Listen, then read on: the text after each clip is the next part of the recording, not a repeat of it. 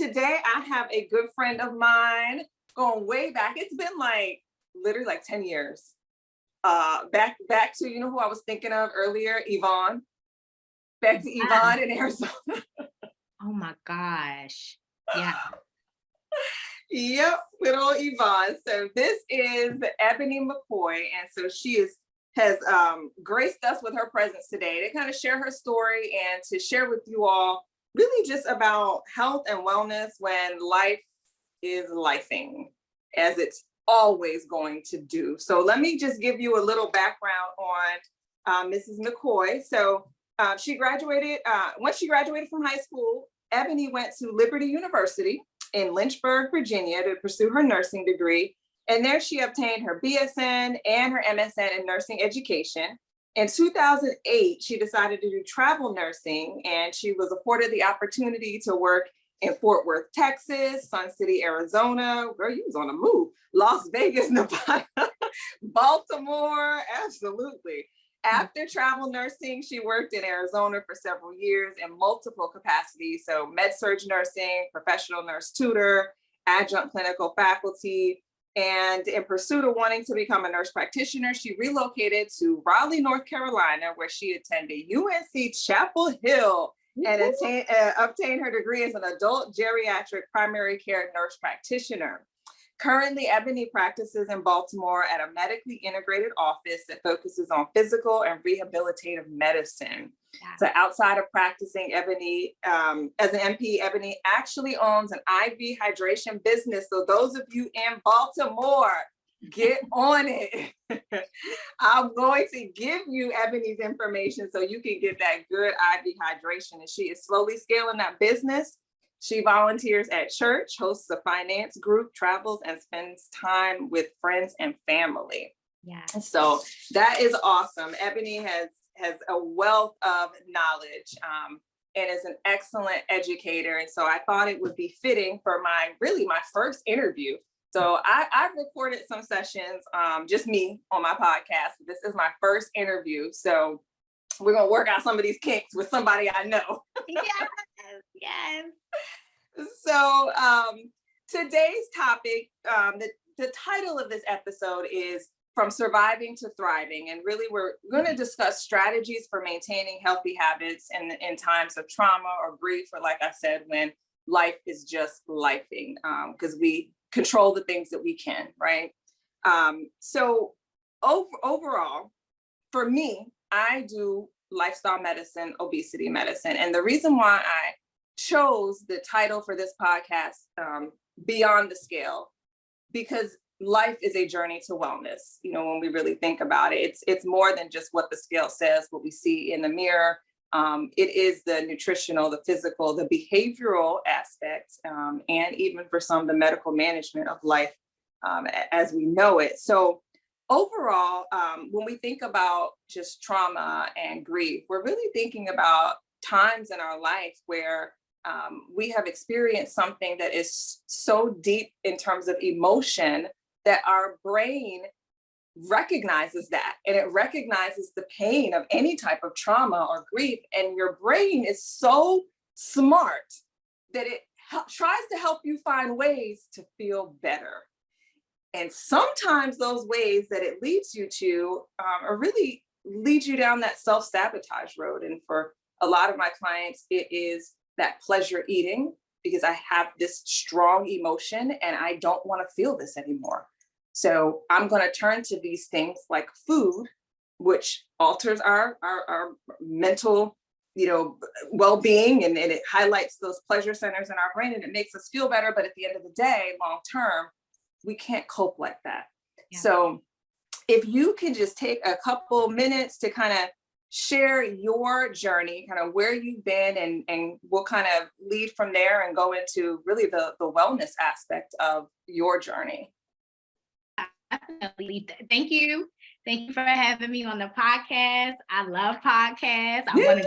I want to do my own podcast. So I'm so for the podcast, and what you're talking about and what you want to present on your podcast is something that I'm very passionate about. And so actually the wellness journey started for me back in 2010. I got some blood work drawn at a health fair at my job, and it showed that my LDL, so my cholesterol, was elevated. And the provider was like, hey, you're too young for us to put you on cholesterol medicine. Let's make some dietary changes and go about it that way. And Okay.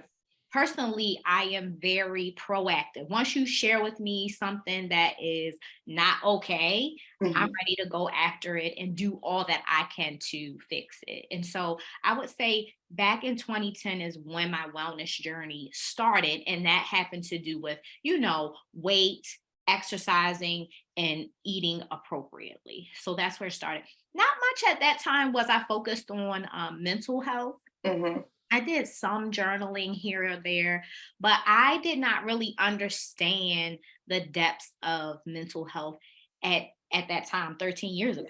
You know what I mean? Yeah. Yeah. So I was only like 26 years old, so Right. that was a long time ago. Absolutely. Yeah. So that's where wellness started. And then from there, as life changes, things have happened. And I think the biggest thing that has happened to me recently is I suffered with a stillbirth. And it really it almost took your girl out. Yeah. I can only imagine. Yeah. It was really, really hard, because what was hard about it was that you have this life growing inside of you. And then you find out that I'm at 20 weeks. So I still had 20 plus weeks to go, because they don't always come at 40 weeks, and maybe 40, maybe 42. And your baby is fine, your baby's moving, but I went into premature labor. My cervix opened up early. And so you're dealing with life because the baby doesn't know what's going on and is still getting nutrients and getting everything that they need. But on the other end, that if the baby's coming early and they're not prepared, they're not going to make it, Right. through. Right. And so that's where I was in dual realities. And so gave birth. The baby was not alive when the baby came out. And so that started my grief journey. And what did the grief journey look like? I think that my grief journey would have had a totally different spin if I didn't already have some things in place. I was working with a holistic midwife. So she was very supportive throughout that entire time. Even after I gave birth, part of her protocol is to follow up with you every couple of weeks to make sure you're doing okay. And that's what she would do if I had a live baby. But she still did that for me. Good. Even afterwards, she treated me as if I had given birth and I still had my baby, and she still came and checked up on me. And I think that because of what I was going through, that helped the trajectory of her practice as well. Because she asked me, could she post my story on her website?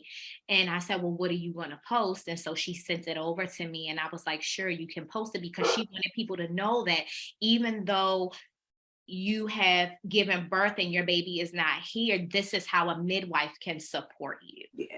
And so that was very supportive for me. So I had that. I was already in therapy. So I already had my therapist that was on deck for anything that I needed. And I have some really transparent friendships.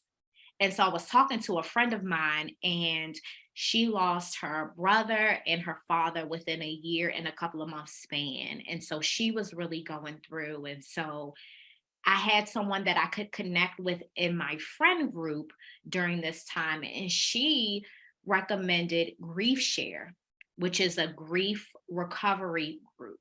And I'm put in a shameless plug. You can type their name in Grief Share. You put in your zip code, and then where they have the classes, they'll pop up. They'll let you know what day and what time. And it's usually a 10-week, I don't want to say a course, but it's a 10-week meeting time of meeting with other people who have suffered, loss, whether it's a parent, it's a child, grandparents, whomever, friends. And so I also became a part of that group and met some really, really nice people, Miss Beulah, Miss Ruby, who would send you texts and check on you and just let you know that everything was going to be okay. Yeah. And then I had my husband, but he and I grieved differently. But one way in which he was supportive was if I needed to talk, whatever it was that I needed, he would be there. Even though that wasn't necessarily a strength of his, he knew that I needed this. And so he made himself available for that. And I also had my mom. I talk with my mom a lot. So I just had a lot of listening ears. Mm-hmm. And at church, I'm a part of a prayer group, and that's the ministry team that I'm on in Shaka. When I tell you, as close as family, if not even closer, mm-hmm. They were just there. I was so fortunate to have such a tight-knit community during this time. So I never felt like I was going through it alone. Right. Never wanted to isolate myself, from their support. So I had a lot of support. So one thing that I want to say is that start building relationships before tragedies happen, because they will happen. Yeah. Be intentional about building meaningful relationships in every aspect of your life. Anything that you're a part of, make sure that you plug in and develop good relationships in those activities that you are a part of. Because when life gets to lifing, you will have those people that you can lean on. And everybody doesn't have the capacity. So you have to have multiple people and outlets in order for you to be able to you're never going to get over the grief. Right. You're just going to move through the grief. You can't go around it. You can't go above it. You can't go under it. You have to go through it, and you need the right people around you in order to do that. Yeah, that's so true. I think, one of the things I just wrote down was the isolation piece. When someone has suffered a trauma or they are grieving, isolation almost becomes comforting, but it's dangerous. It's dangerous because now you're left with your own thoughts. And sometimes those thoughts lead you down to that, sunken place where you just can't get out. And I think having people that can, sometimes you want to express yourself, but you're not really looking for advice. Yeah. You're just looking for someone to just listen. Yeah. And so knowing those people that can intuitively pick up on that. Yes. And just listen without trying to fix, because there's some things you just can't fix. You can't fix it. You cannot fix it. And one thing that I would say with the isolation piece, although I did spend a nice amount of time alone by choice. And that's the difference. Yes. Yeah. It was structured. Yeah. It was, being in silence, trying to just absorb. Yep. What is going on, what all your plans that you had, it was just a lot to absorb. Yeah. And so my alone time was intentional. I would do a lot of journaling, a lot of reading, crying, but I never felt, even though I was isolating myself, I never felt alone. Right. Right. And there's a big difference. Yes. There's a difference there.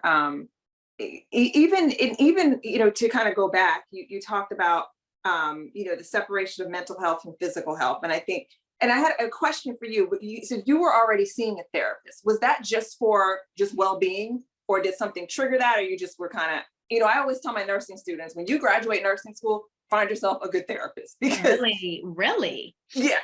This profession, it can take you out just by absorbing other people's energy. So for you, was that just a conscious decision just for well-being? It wasn't a conscious decision. I had a lot of transitions in 2020. I had a lot of Okay. transitions. I relocated from Raleigh to Baltimore for this particular job that I'm doing now in Okay. integrative medicine. So that was one of them. I worked the entire pandemic. I got married in the pandemic.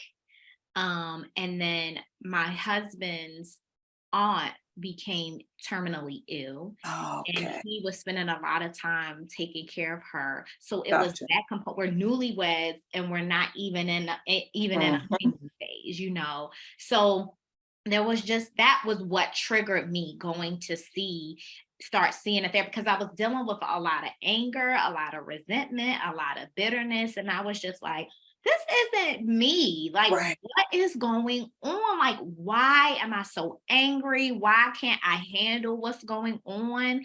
And I think that life happens and we're just going through life and we don't even realize that we need a little bit more support in handling life. It doesn't mean that you can't do it. It just means that you need some support. You need a Yeah. little help. And so in getting married, dealing with him not being there, dealing with working through the entire pandemic, relocating, you know, just starting a whole new life. You know, I had been Right. single for a very long time. It was just an adjustment, and it was really hard for me to adjust because I had this idea of how I wanted things to be. Of course. Yeah. We Yeah. all do. Yeah, and so that's what started everything with me Okay. going to be the therapist. Now, by the time I had with the pregnancy, I wasn't seeing her as often. Okay. It picked back up once I had the stillbirth. Okay. Okay. And I think that's important because I think a lot of times you recognize proactively, I'm heading down a path that, like you said, this is not me. And I think a lot of times especially with mental health, and I always give this example, if your foot is broke and you can't walk on it and you don't know what happened, your immediate response is, I'm going to the doctor. Period. Something's wrong. Mm-hmm. But when it comes to psychosocial, a lot of times we wait until we're so deep in that space to go, well, I guess I should get some help now. Yeah. And for you, it was recognizing I'm heading there. Yes. This is not normal. I need some help. But here, can I just make a point to that? I think the reason that we don't recognize, like, this isn't right. I'm getting angry about this. I'm triggered about that. I'm yelling, I'm fussing. I'm not a joy to be around. I don't even like being around myself. I think we see too many people around us that already look like that, so we don't even recognize that it's a problem. Oh, good We're point. spending a lot of time on social media looking at people fuss and fight.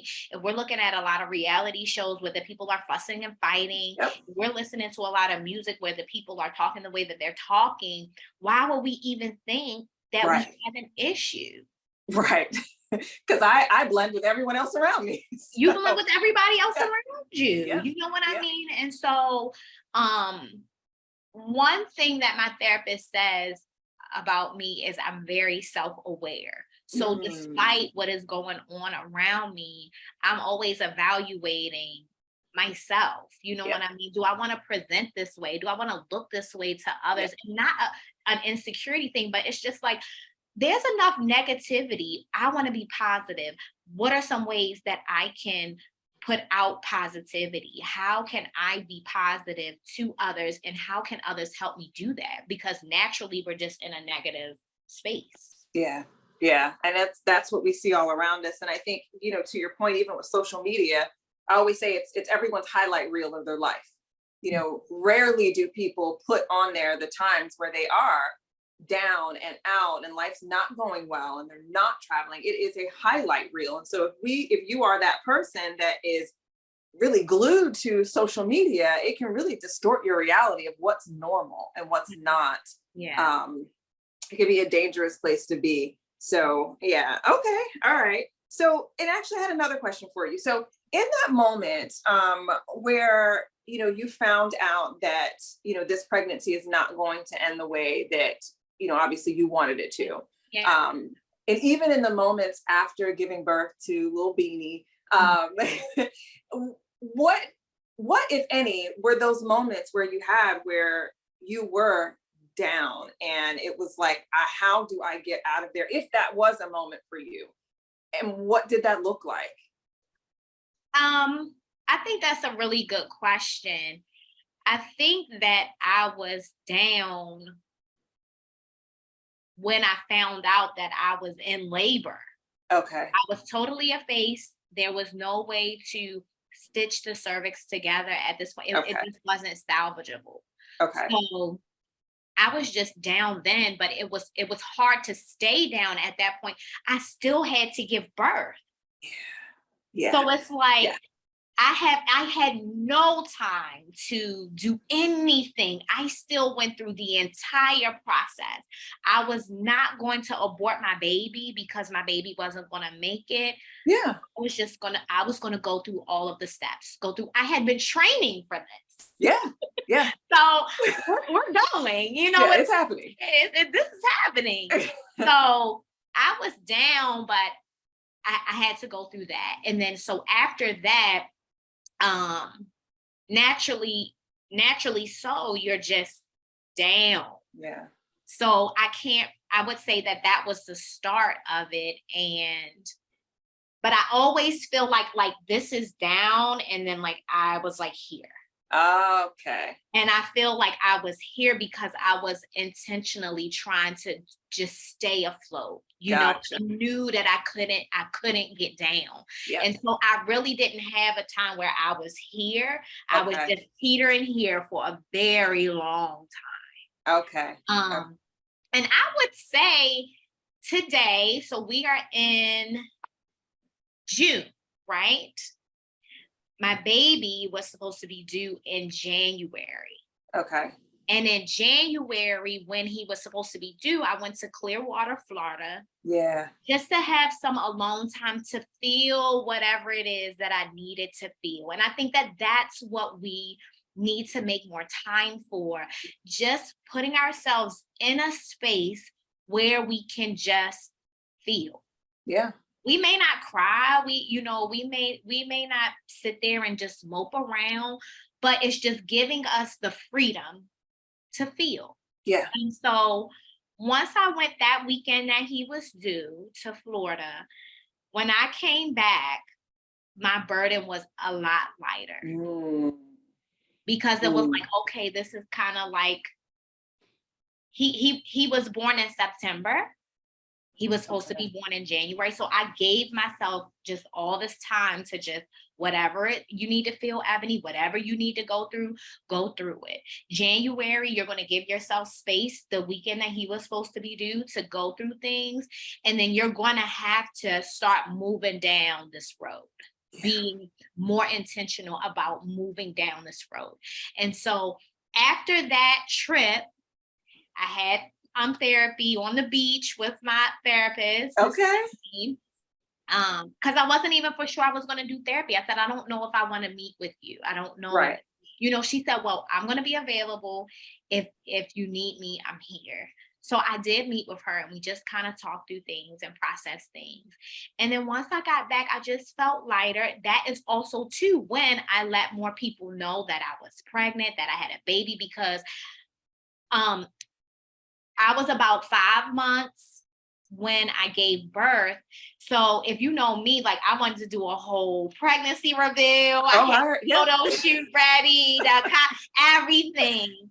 And so nobody really knew I was pregnant except for my close friends. Oh. I hadn't told anybody, nobody.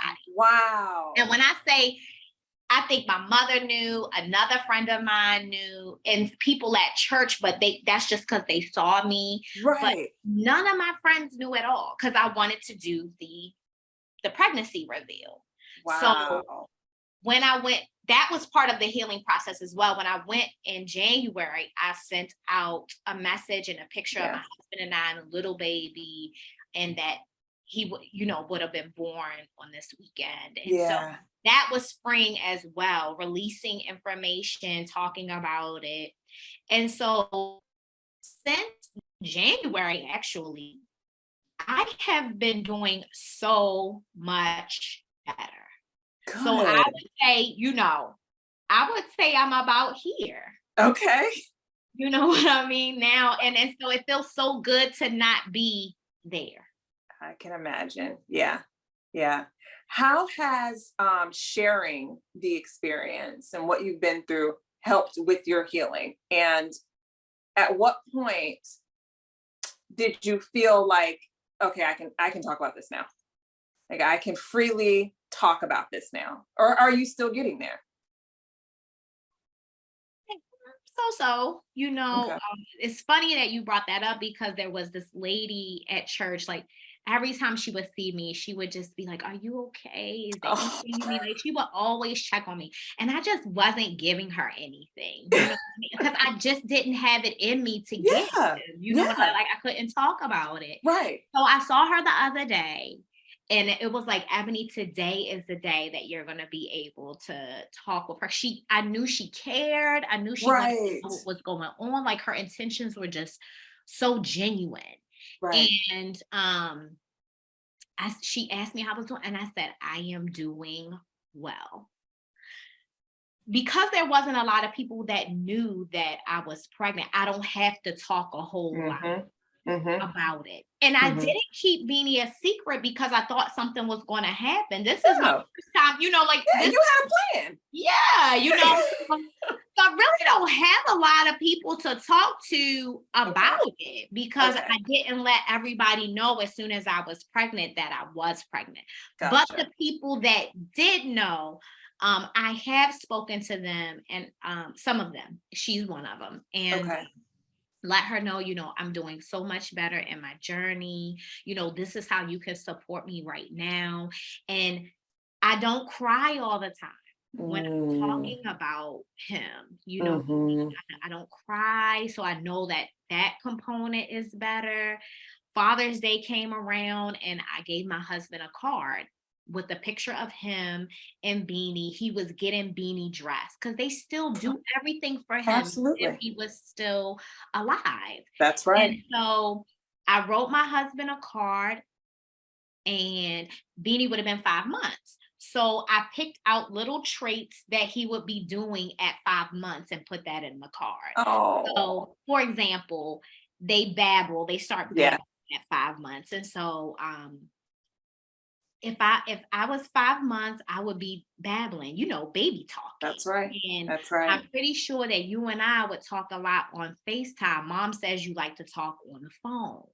And so they say that I would be pushing up at 5 months. So I'm pretty sure, Dad, you'd be showing me how to do some push-ups. Yeah. So I just did those little things. And while I was making the card, I didn't cry any. Yeah. I'm not sad. Everything about my experience was great. Yeah. Like I wasn't throwing up, I didn't have any problems You at had a good all. pregnancy. I had a Yeah. pregnancy for 20 weeks. And so Yeah. I don't remember anything being sad except for him coming early. Gotcha. So I think that plays a part in grief as well. Yeah. What the relationship was like. My relationship with my husband was really good at that time. Mm-hmm. So it was just a joyous time. So I don't really have anything to be sad about other than the fact that things just didn't go according to plan. Right. Right. No, and that's a good point. Obviously my other life is palliative medicine and all that good stuff. And one of the things I used to talk a lot about with students is this video I saw. It was just a little short clip about grief. And the depiction that they gave was, when trauma happens or when you're first in that moment of grief, if you think of a box and you think of a balloon blown up in that box where it's hitting all four sides, and each side is that pang of pain or strong emotion. And at first it's constant, it's hitting all four sides. Yes. And it's not that it goes away, it's that balloon kind of starts to shrink. And so every now and then it'll hit a side and you'll feel that strong emotion, and like to your point, it's no longer every day, but I'm sure there are moments in time where something crosses your mind and it is that strong emotion, but it may not be every day. And like you said, it doesn't go away. It just becomes a little more manageable. Yeah. But it's still there because that's your child. Yeah. And I could, in the beginning of the grief, it was hard for me to see pregnant women. It was I can imagine. Yeah. But I didn't have issues with babies. Yeah. I didn't have issues with seeing a baby, holding a baby. I didn't have issues with that because in my mind, this isn't my baby. Right. And so I didn't want to covet what someone else was believing for, I don't know what their journey is. So how am I gonna, invade on that? You know what I mean? But it was really hard for me to deal with, see pregnant women and say congratulations. And it was really hard. Yeah. Really hard. And I think that was probably the hardest thing. Okay. All right, everyone, that is part 1 of our interview with Eboni. Yes, we had so much fun talking and chatting that this actually went on for about 50 minutes. So please tune in to part 2 where we close it out, round it out, and leave you with some closing thoughts.